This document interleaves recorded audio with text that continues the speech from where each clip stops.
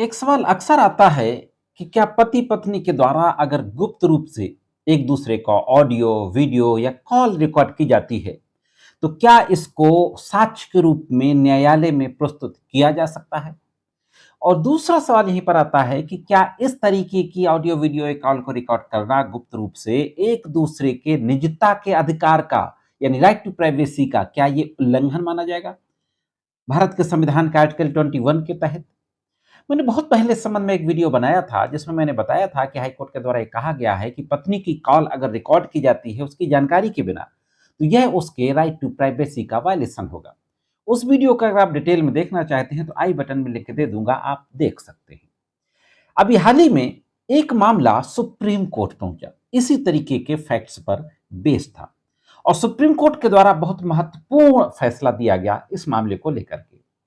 तो साथियों, मैं करीम अहमद सिद्दीकी एडवोकेट एक बार फिर हाजिर हूं आपके बीच में सुप्रीम कोर्ट के इसी महत्वपूर्ण फैसले के साथ।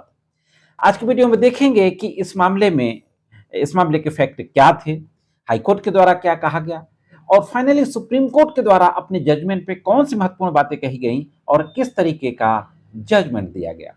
तो जुड़े रहे आखिर तक, देखते हैं कि इस संबंध में संपूर्ण जानकारी क्या है। साथियों, ये जो मामला था पति पत्नी के बीच में फैमिली कोर्ट में एक मैट्रिमोनियल डिस्प्यूट चल रहा था, एक केस चल रहा था। उस केस में पति के द्वारा अपनी पत्नी की कॉल रिकॉर्डिंग को एविडेंस के रूप में पेश किया जाता है। फैमिली कोर्ट उस कॉल रिकॉर्डिंग को एज ए एविडेंस एक्सेप्ट कर लेती है। फैमिली कोर्ट के इस ऑर्डर के खिलाफ Punjab and Haryana high court में रिट फाइल की जाती है। Punjab and Haryana high court में यह कहा जाता है, बहस की जाती है कि साहब इस तरीके की कॉल को गुप्त रूप से बिना जानकारी के रिकॉर्ड करना राइट टू प्राइवेसी का उल्लंघन है और कई तरीके के जजमेंट्स का हवाला दिया जाता है। और इस तरीके से बहस की जाती है पंजाब हरियाणा हाई कोर्ट के समक्ष और फैमिली कोर्ट के ऑर्डर को कैंसिल करने की प्रेयर की जाती है।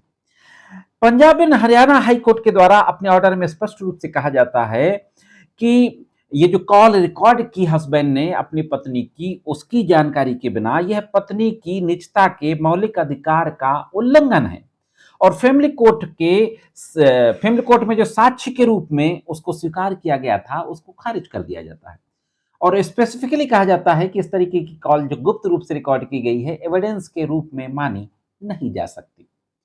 हाईकोर्ट के इस फैसले को एक एसएलपी के जरिए सुप्रीम कोर्ट के समक्ष चैलेंज किया जाता है। तो देखते हैं कि सुप्रीम कोर्ट में क्या आर्गुमेंट किया जाता है और फाइनली सुप्रीम कोर्ट के द्वारा किस तरीके का जजमेंट दिया जाता है। साथियों, सुप्रीम कोर्ट ये जो मामला गया था, इस मामले की डिटेल है विभोर गर्ग वर्सेज नेहा। केस की पूरी डिटेल आपकी स्क्रीन पर है। सुप्रीम कोर्ट की जस्टिस बीवी नागरत्ना और जस्टिस सतीश चंद्र शर्मा की खंडपीठ के द्वारा इस मामले की सुनवाई की जा रही थी। सुप्रीम कोर्ट के द्वारा बहुत महत्वपूर्ण बातें कही गई। सुप्रीम कोर्ट के द्वारा कहा गया, जस्टिस जो वीवी नागरत्ना थी, उन्होंने कहा कि हमें नहीं लगता कि इस मामले में निजता का कोई उल्लंघन हुआ है। वास्तव में साक्ष्य अधिनियम की धारा 122 ऐसे किसी अधिकार को मान्यता नहीं देती। सुप्रीम कोर्ट में यह भी बहस की गई थी कि एविडेंस एक्ट की धारा जो 122 है उसमें कहा गया है कि communication between during the marriage उसको डिस्क्लोज नहीं किया जा सकता। पति पत्नी के दौरान पति पत्नी के रूप में साथ रहते हुए जो कोई भी संसूचना होती है, कम्युनिकेशन होता है, उसको बाहर नहीं निकाला जा सकता, डिस्क्लोज नहीं किया जा सकता। तो उसका हवाला दिया गया। तो कोर्ट ने कहा कि 122 में ऐसे किसी अधिकार को मान्यता नहीं दी गई।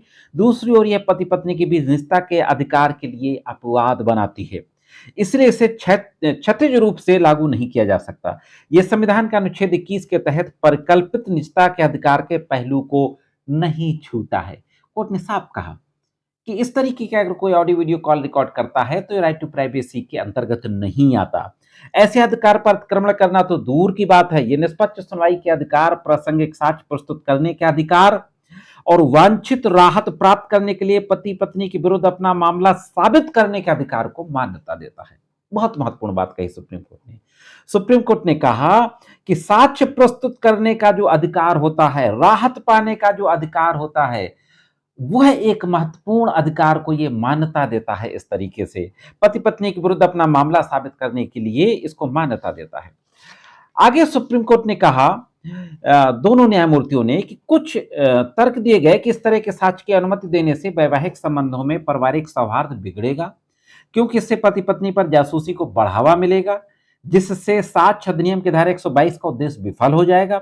हमें नहीं लगता कि ऐसा तर्क मान्य है। अगर विवाह उस स्थिति में पहुंच गया जहां पति पत्नी सक्रिय रूप से एक दूसरे पर जासूसी कर रहे हैं, तो यह अपने आप में एक टूटे हुए रिश्ते का लक्षण है और उनके बीच विश्वास की कमी को दर्शाता है।